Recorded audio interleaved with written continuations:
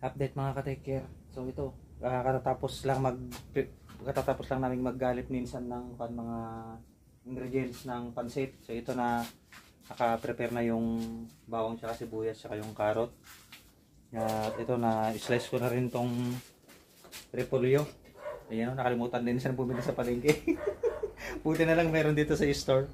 At ito nagluluto si Insan ng mahiwagang adobo. Ayan o.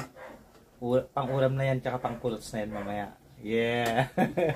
So mamaya siya rin ang magluluto yata ng pansit. Siya malagluto Insan?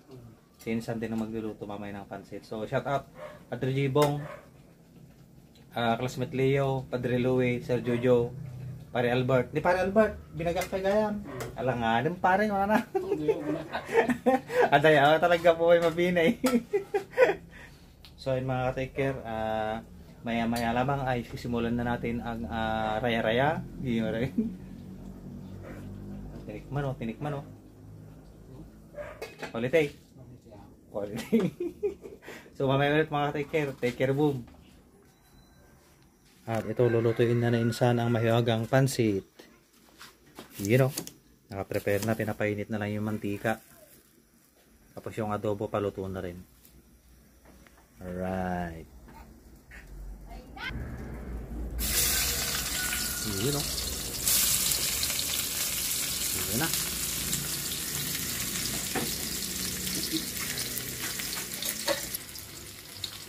Next, carrots.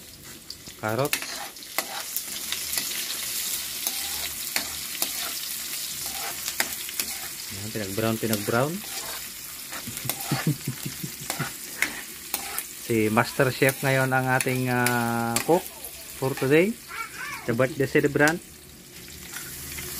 Hinalo ang gulay mula sa Baguio City. Hindi na kailangan pumunta ng Baguio City para mamalengke. Ang dami sa Pusurobi Public Market. Ayun o, grabe yung kulay mga ka-take care. Panalo. Next. Repolyo. Pagkatapos niyang isang kutsa ang repolyo, susunod ang kalabasa.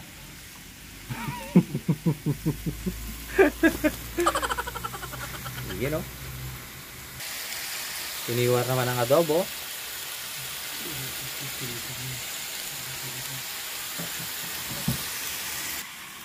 Titikman din Insan ang adobo na kanyang niluto. Tinakpan.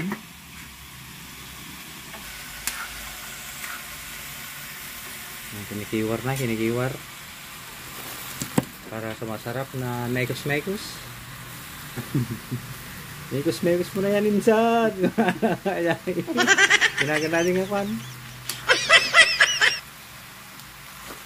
Ayun o.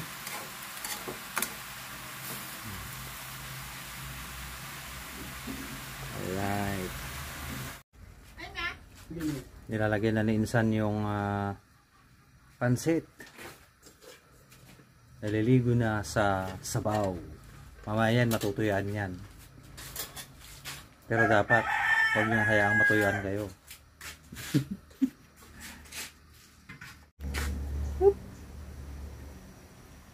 Ayun o.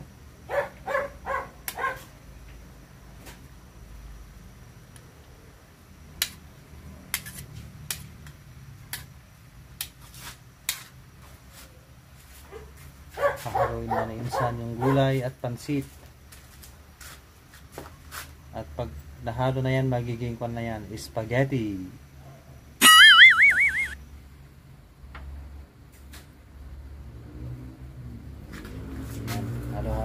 Halo, mekos-mekos.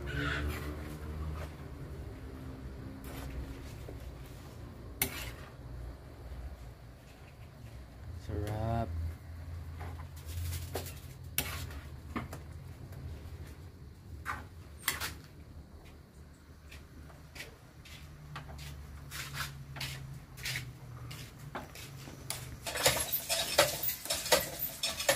Ayan.